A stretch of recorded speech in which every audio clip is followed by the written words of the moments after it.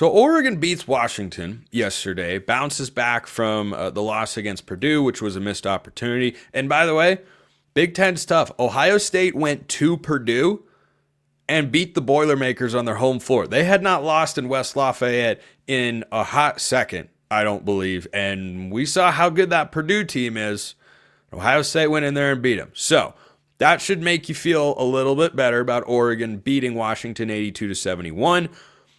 Washington's 1-7 in conference play. They're not a great team. First-year head coach. They're rebuilding. I think eventually Danny Sprinkle, like Jed Fish, quite frankly, on the football field, will be good. But here's what was so fascinating about this game, because we hadn't seen this yet. TJ Bamba finished the game with 21 points. That's great news. He led all scorers with 21. Biddle and Shellstad were quiet, but Oregon's depth and versatility really showed up. Angel had 15, Cook had 13, Bartholomew 11 off the bench. That's all great. Washington looked at TJ Bamba and said, that guy is 0 for his last 11 from beyond the arc. He is a sub 30% three-point shooter this year. We are going to give him that shot. They just gave it to him the whole time. He's a 26% three-point shooter this year, which is not characteristic. He has been mid to upper 30s in each of the last 3 seasons. I mean, he was crazy hot in the COVID year, going 60% in 23 games, but he's played over 30 basketball games the last 3 years at Villanova and Washington State, and he has shot 36%, 37%, 37%. This year, for whatever reason, shots are not going down. But when I say they were giving him this shot, I mean they were sagging to the free throw line and saying, I dare you to shoot it. Now, Bamba hit 3 of them. He hit 3 triples. That's part of the reason Oregon was able to win the game. He was 3 of 9 from beyond the arc, and he was given open looks every single time for the most part. And one of them he forced up. But he was 8 of 14 from the field. Do a little quick math in your head. What does that mean his field goal percentage was on 2-point shots? That's right, a perfect 5 for 5. Now, do I want him to shoot his way out of it? In a perfect world, yes. Shellstad was slumping, and all of a sudden Shellstad couldn't miss. I know Bamba can shoot. But this strategy, I don't think it's going away. Now, Bamba had 21 points on 14 shots and only attempted 2 free throws, so maybe other teams look at that and say, no, we're not comfortable with that. But what Bamba has to do to be at his best is go watch some Jermaine Couisnard film. Couisnard never came out and shot threes to begin the game. Couisnard came out and wanted to get downhill, attack the basket. Bamba's incredibly strong. He can finish with both hands. He's great finishing through contact. He's a solid free throw shooter. He should be looking to slash and get downhill every single time. But does that get tougher when you sag off? I actually don't know that it does, because it allows him to get deep and, get to the free throw line easily. And then he's got to make, kind of one move or have one sequence that allows him to get to the rim and finish the shot. But anyway, that was fascinating, and it was more pronounced than it had been in any game this year. So I'm curious to see if that continues. But it was a good, solid win for Oregon. You never complain about winning a conference game. Oregon 16-3, 5-3 in conference. Lenardi's got them projected as a 3 seed right now. They're going to hit a road stretch here that they have to be able to navigate, but it's not the most difficult you can come up with in the Big Ten, but winning on the road is hard. Minnesota's hot. They've won 2 straight games. They're up next. That's later this week. UCLA is a week from a week from Thursday.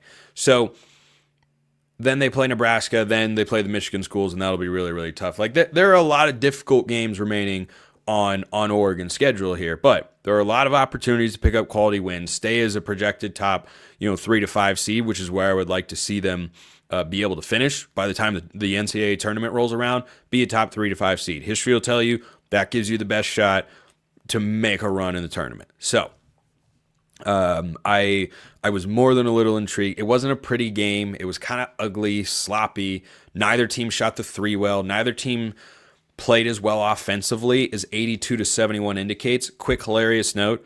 Oregon was favored by 12.5 points. They didn't have a double-digit lead the whole game. They didn't even lead for large swaths of the game, but they were strong down the stretch, which has been a consistent theme for them this year, which is great to see that continue, and you'd expect that from a veteran-laden team like this. And then they're 12.5-point favorites. They led by, I think it was 11, and Shellstad just last possession of the game, whatever, puts up a 3 and knocks it down. Suddenly Oregon leads by 14.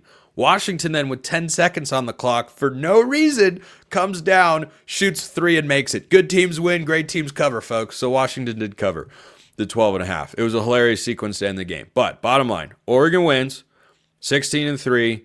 We'll see if TJ Bamba can figure out how to shoot triples consistently. If he does, the offensive potential of this team is immense. That your leading scorer, Nate Biddle, and leading scorer in conference play, Jackson Shellstad, can combine in a game. And again, 3 of Shellstad's 11 points came when it was already over. They combined for 18 points, and Oregon put up 82. And Washington is physical. Washington does a lot of good things defensively. They just don't have the offensive talent to be a good team yet.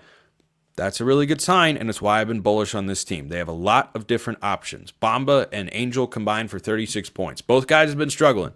Good to see them get going. So, close with this mailbag question from Duck2081A. Question: is winning the conference championship really the goal now, and does it really matter?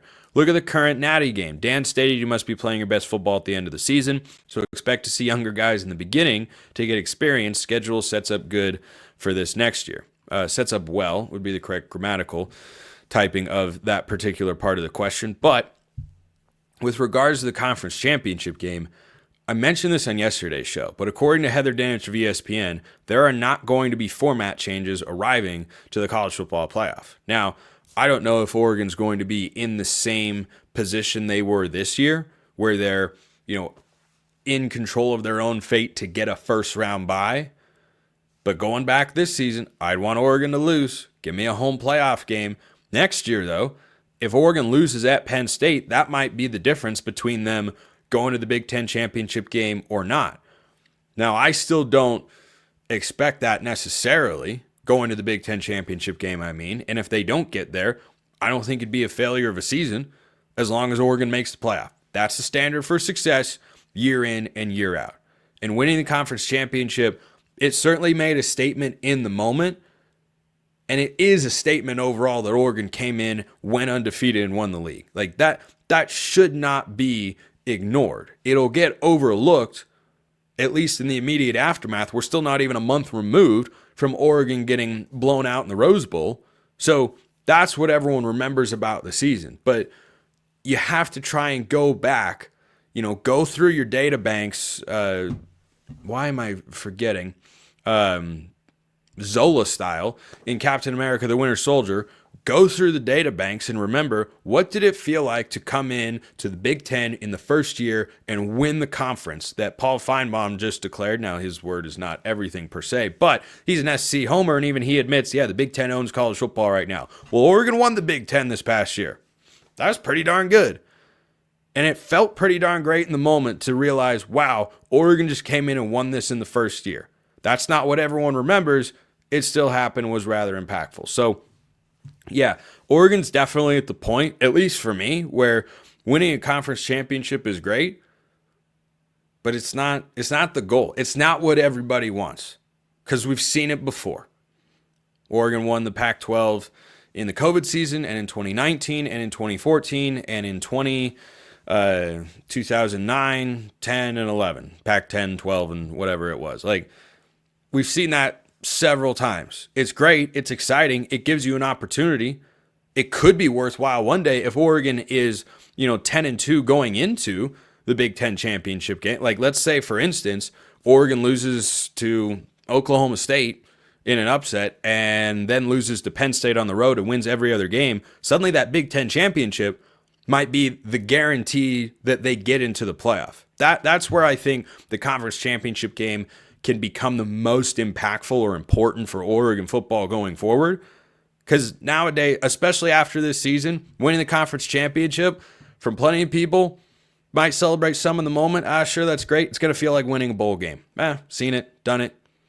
Waiting for that one season. So, the attempt to raise the importance of conference championship games by giving them buys actually resulted in the opposite effect at times. It's not going to be that way every year, but at times. Because you look at what happened with Clemson, they don't get into the playoff if they're not in the ACC championship game and if they don't win the ACC championship game. So, end of rant. Appreciate everyone listening. I'll see you next time. Have a wonderful rest of your day, and go Ducks.